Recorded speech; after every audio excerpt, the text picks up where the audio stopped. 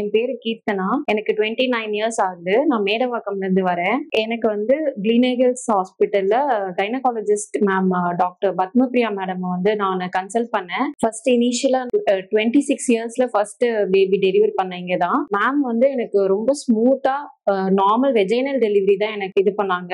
So first baby எனக்கு girl. அவங்களோட treatment method எல்லாமே எனக்கு ரொம்ப பிடிச்சி போய் நான் செகண்ட் பேபியும் இப்போ டெலிவரி பண்ணியிருக்கேன். First baby girl, second baby இப்போ வந்து பாய். இதுவுமே நார்மல் டெலிவரி தான்.